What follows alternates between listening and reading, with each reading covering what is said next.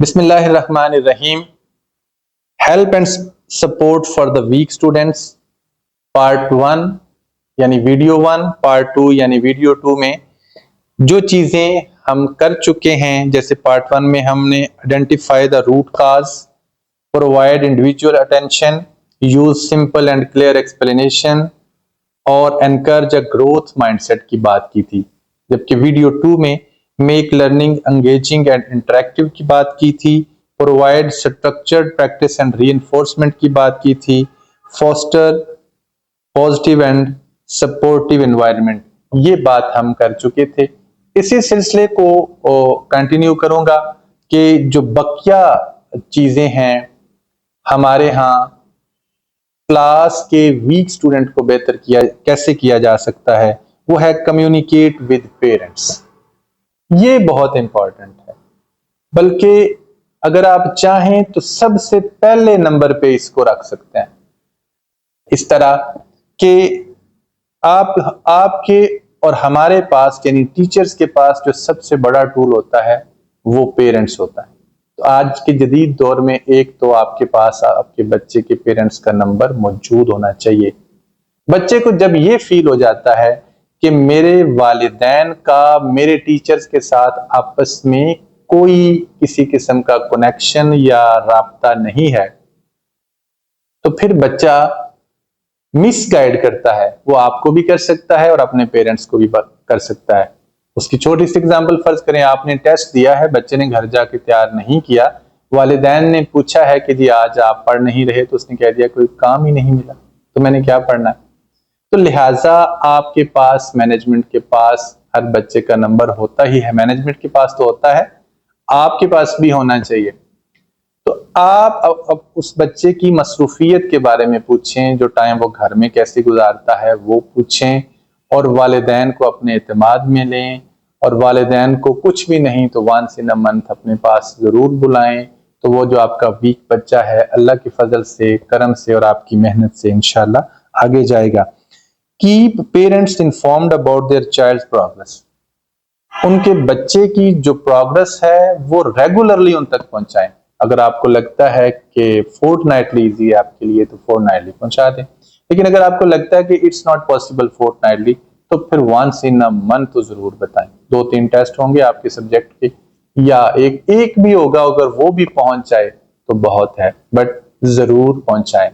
एक चीज मैं यहाँ पे एक्सप्लेन कर दूं कि मैंने एक मॉडल के तौर पे 9th 10th first year second year के बच्चों को जहन पे रख के ये गुफ्तगू कर रहा हूं।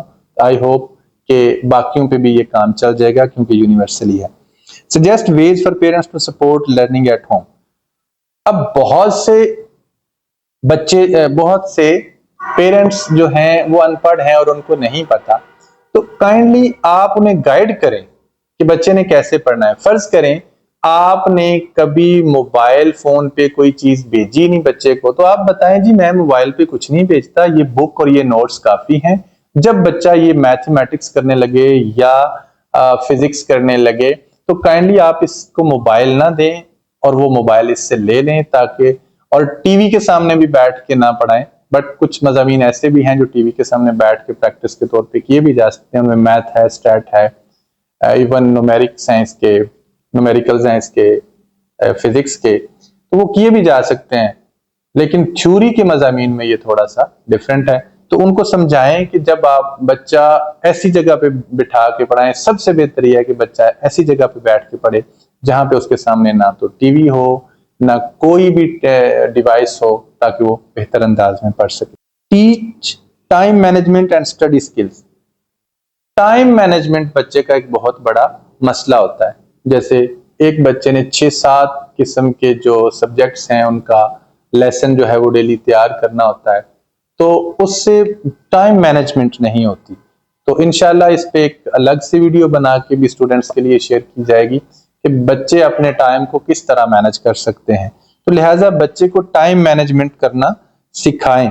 और बच्चे को आज अमूमी तौर पे ये देखा गया है कि जो सब्जेक्ट बच्चे को आता है बच्चा सबसे पहले उसी को टाइम देता है। इससे चले एक चीज ये हो जाती है कि बच्चे का कॉन्फिडेंस बूस्ट हो जाता है, लेकिन दूसरे वे में वो जो सब्जेक्ट नहीं होता या तो उसे बिल्कुल टाइम नहीं देता या कम टाइम देता है।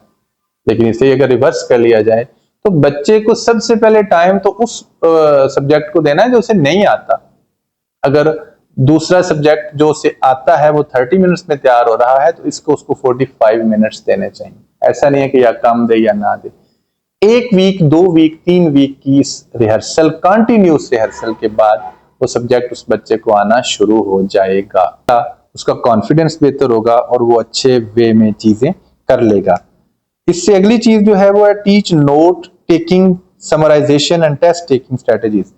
उस बच्चे को ऐसी स्किल सिखाएं कि वो समरी की सूरत में चीजों को तैयार करे और वो लिखने की, नोट्स बनाने की सूरत में चीजों को ले और उसके फिर टेस्ट भी लें, रिवीजन भी करवाएं, ताकि उस बच्चे की जो है वो लर्निंग बेहतर हो सके और आप उसकी अच्छे वे में मदद कर सकें। आखिरी चीज जो है, बी पेशेंट एंड परसिस्टेंट। ये जो किसी भी इंसान की ट्रेनिंग या तरबियत है, ये रातों रात का खेल नहीं। आह को चाहिए एक उम्र असर होने।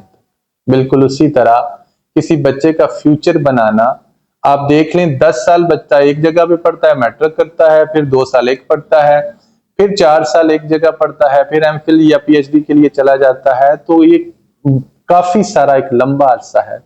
तब कहीं जाके हजारों साल नरगिस अपनी बेनूरी पे रोती है, बड़ी मुश्किल से होता है चमन में दीदा बर। तो बच्चे के वालिदैन को और टीचर को ये बात समझनी चाहिए कि ये सक्सेस ने रातों रात नहीं आना।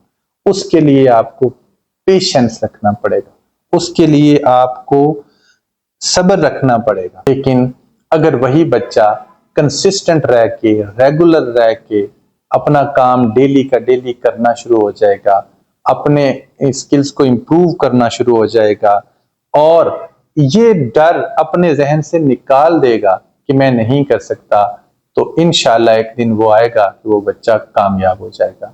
लिहाजा इसमें सब्र तीनों पार्टीज, बच्चा, टीचर, पेरेंट्स, तो ये तीनों पार्टीज अपना सब्र रखेंगी और तीनों पार्टीज मिल के काम करेंगी।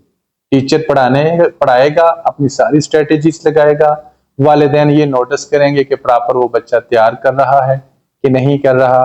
टीचर ये करेगा कि वो जो भी रिजल्ट्स आते हैं वो वालिदैन से शेयर करेगा और बच्चा भी मोटिवेट और इंस्पायर होकर वो काम करने की कोशिश करेगा। तब ये चीजें हो पाएंगी, वरना ये चीजें होनी मुश्किल है। तो ये जो ऊपर जितने भी पॉइंट आपसे डिस्कस किए हैं, जैसा कि इस वीडियो में जो है communicate with parents, teach time management and study skills और बी पेशेंट एंड परसिस्टेंट, इसकी बात की है। तो ऑन द होल जितनी भी बातें आपसे हुई हैं, अगर इन स्ट्रेटेजीज को एक टीचर अपनाता है और अच्छे वे में काम करता है तो अल्लाह पाक उसके वीक स्टूडेंट को भी अच्छा कर देगा और इंशाअल्लाह वो टीचर भी कामयाब हो जाएगा और बच्चा भी कामयाब होगा। एक बात पे तमाम टीचर से मैं रिक्वेस्ट करूंगा कि वो मियां मोहम्मद बख्श फरमाते हैं कि माली दा कम पानी देना ते भर भर मशका पावे। माली दा कम पानी देना भर भर मशका पावे, मालिक दा कम फल फुलाना लावे या ना लावे। तो आपका काम, आपके पास जो स्ट्रेटेजीज हैं उनको बेहतर वे में अपने बच्चे के लिए यूज करना है। रिजल्ट्स रब देगा और इस पे पूरी उम्मीद रहिए। किस तरह हम अपने कमजोर स्टूडेंट्स की मदद कर सकते हैं, उसी सिलसिले में आपसे चंद गुजारिशात की हैं। अगर आपको ये पसंद आए तो अपने फीडबैक से नवाजिएगा, अगर ना पसंद आए तो भी मेरी लर्निंग के लिए फीडबैक जरूर छोड़िएगा। अपना ख्याल रखिएगा, दुआओं में याद रखिएगा। अस्सलाम वालेकुम रहमतुल्लाह।